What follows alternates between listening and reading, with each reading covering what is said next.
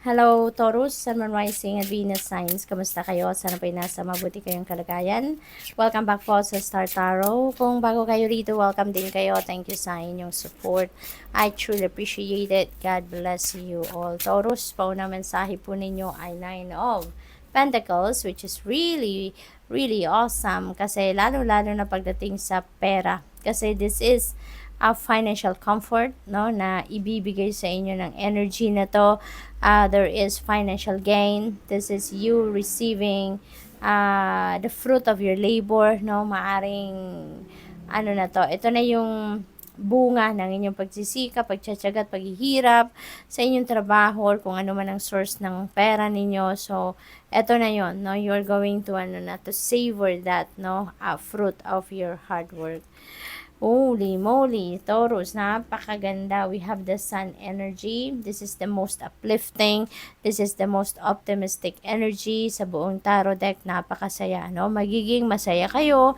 Magiging maayos ang lahat-lahat. Kung meron mang mga problema, masusolusyonan nyo na yan.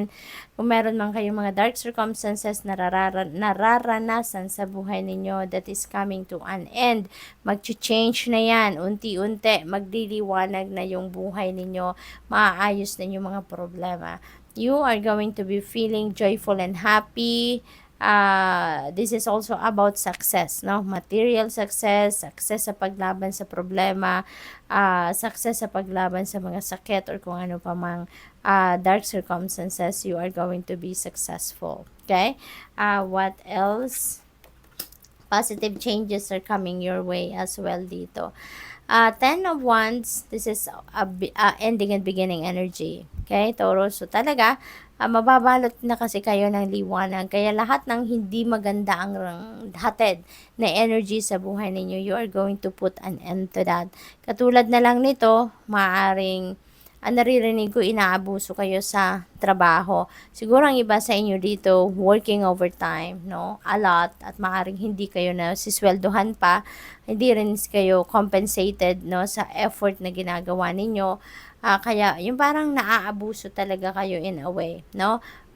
Working overtime, you're working long hours, tapos hindi kayo compensated, at saka nawawalan na din kayo ng oras para sa sarili ninyo, 'di ba? Hindi na kayo nakakapagpahinga, something like that. So, maaari din na emotional burden yan for some of you. Baka mabigat din ang inyong kalooban. May sama ng loob, galit, mga ganun, resentments.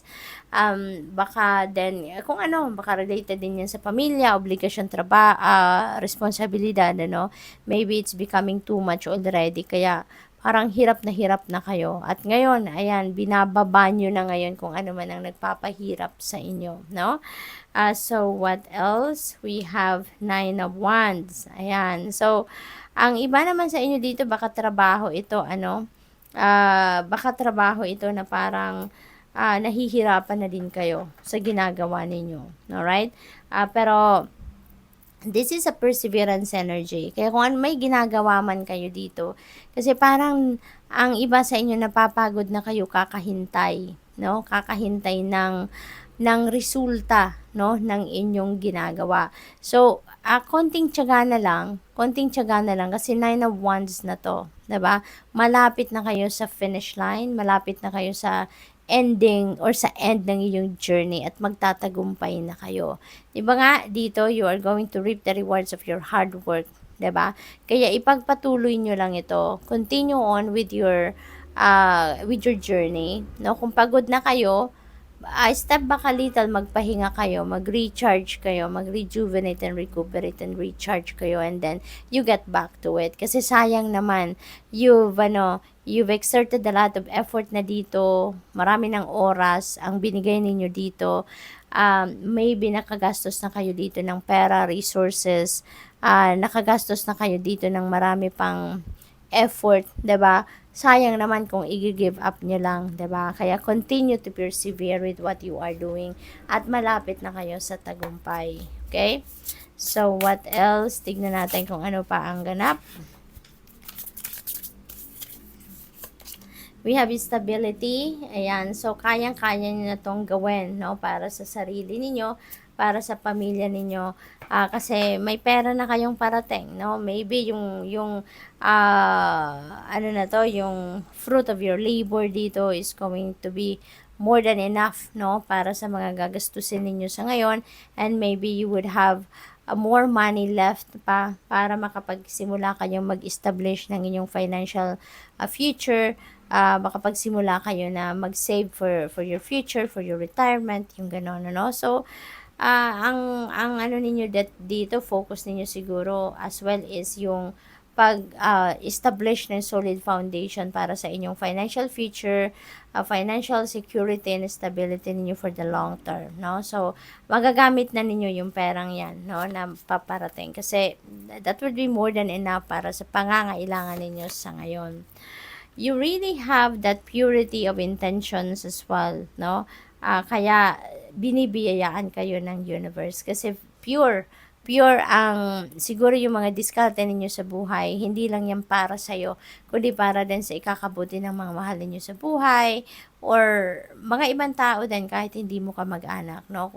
Siguro matulungin din kayo, you're also very generous, kaya binibiyayaan kayo ng universe because you are also helpful of others. You also reach out to people to share your blessings. Kaya, napakaganda rin ng support din na pinapakita sa inyo ng universe. We have family. Ayan. So, pamilya siguro talaga ang focus ng karamihan sa inyo, Taurus, no? Maybe katulad niyan, nagpe-prepare kayo, naghahanda kayo ng financial future ninyo, para din hindi lang sa inyo kundi para din sa pangangailangan ng inyong pamilya, no? Hindi lang para sa ngayon kundi para sa kanilang future din. So this is really beautiful, no? Taurus, kasi ano kayo talaga, yung parang family oriented kayo at saka mahal na mahal nga siguro ninyo ang inyong pamilya. Kaya lahat ng ginagawa ninyo, lahat ng effort ninyo ay para sa inyong pamilya. So, this is really beautiful. Maybe din ang iba sa inyo dito is,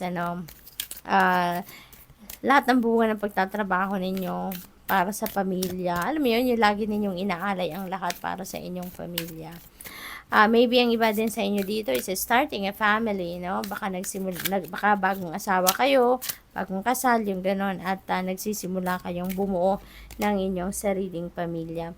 So, you're really blessed, Taurus. You are manifesting your dreams sa ngayon.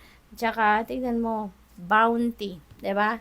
This is time for plenty and bounty. Siguro yung minamanifest ninyo dito is prosperity and abundance, no? Kasi, you're about to manifest na your dreams sa ngayon. So, maaaring yun ang pangarap ninyo para sa sarili ninyo at pangarap ninyo para sa inyong pamilya, na magkaroon kayo ng prosperity and abundance, magkaroon kayo ng kaluwagan sa pera, yung ganun ba.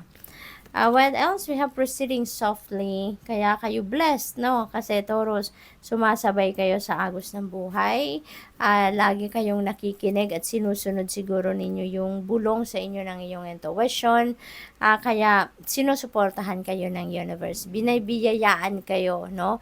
Ng kung ano ang kailangan ninyo. At hindi lang para sa sarili ninyo, kundi para din sa ibang tao. Because you are very generous. For sure, kung anong blessings na meron kayo, meron kayong i-share sa iba, no? What else? We have trusting your intuition. Ayan. So, speaking of intuition talaga, no? Ayan na nga. So, magtiwala daw kayo, no, sa inyong intuition. Divinely guided kayo. You are so blessed kasi hindi kayo pinapabayaan ng universe. Nandiyan siya to help you, to guide you, to support you. No? And this is a very important reminder para sa inyo. Wag na wag ninyong pagdududahan ang mga intuitive messages na dumadating. No? Kung ano man ang mga messages na natatanggap ninyo, trust it. No? Trust it at sundan ninyo kasi gabayan sa inyo ng universe. So, good luck. Thank you for watching. Love and light. Namaste.